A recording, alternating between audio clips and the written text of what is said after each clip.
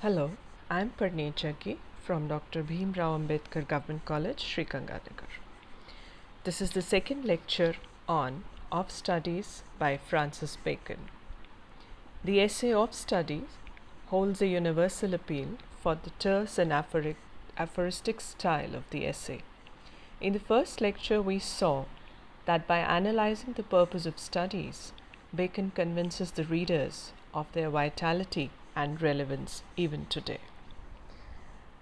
Proceeding with the essay, we see that he talks about the three skills of studies: reading, conference, and writing. He says, reading maketh a full man, conference a ready man, and writing an exact man. Now, these three skills of studies have an important role to play in the life of man.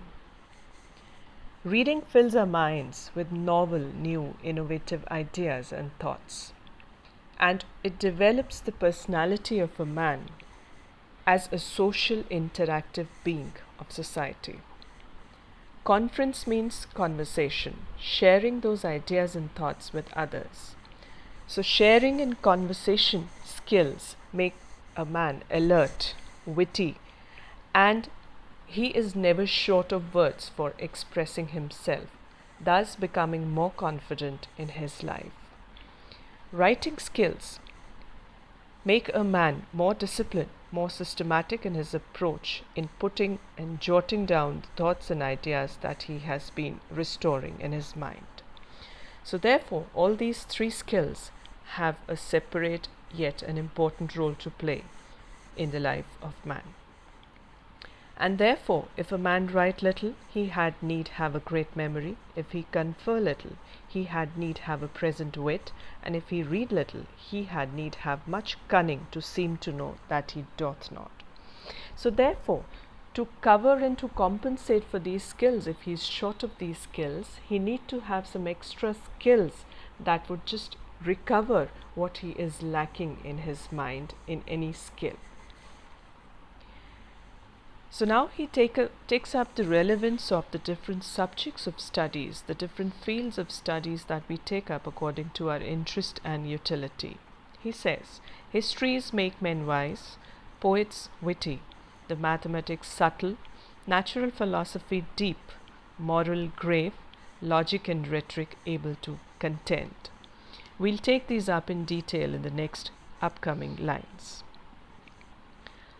A born studier in mores, nay, there is no stond or impediment in the wit, but may be wrought out by fit studies. Now this is a Latin phrase, which means that studies pass into the character of man. That means whatever we study, analyze, reflect and contemplate upon, they become a habit of our mind and they tend to become a part of our character. So he says studies exert an indelible influence on our characters and personalities.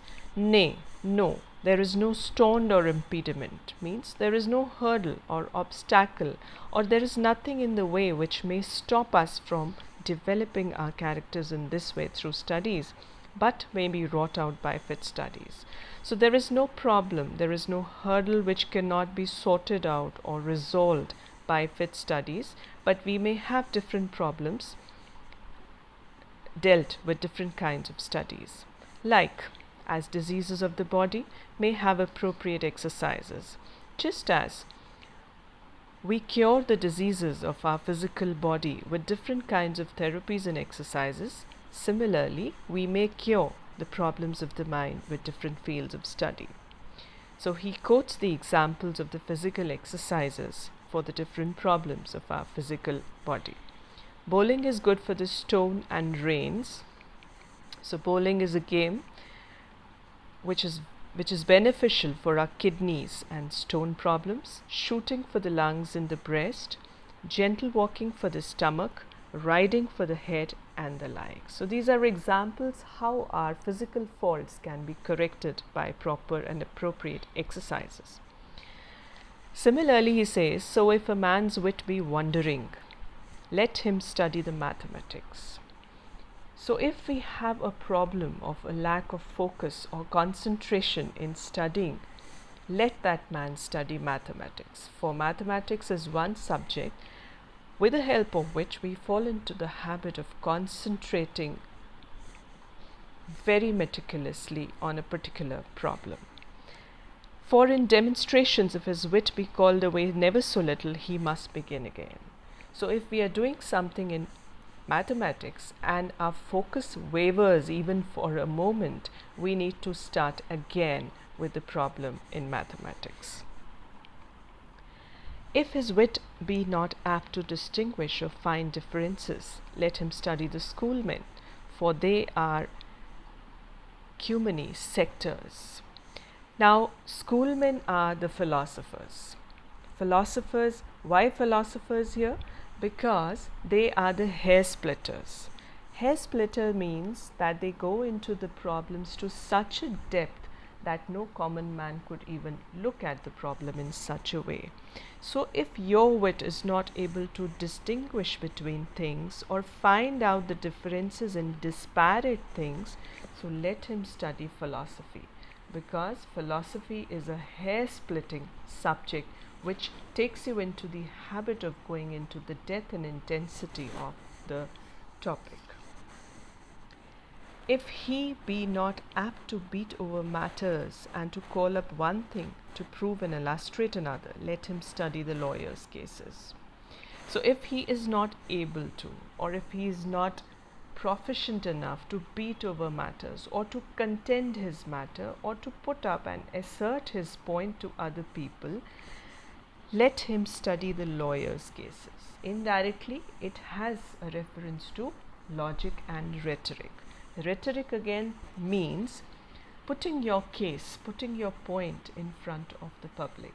So public speaking should be effective enough if you want to assert your opinions or thoughts in the public. So every defect of the mind may have a special receipt. So this way he says any deficiency of the mind that we may carry can be addressed by appropriate kind of studies. So this is how Bacon enumerates and enlists different purposes and different fields of study through which we can cure the problems and deficiencies of our mind. We'll continue with the analysis of this essay in the next lecture. Thank you for now.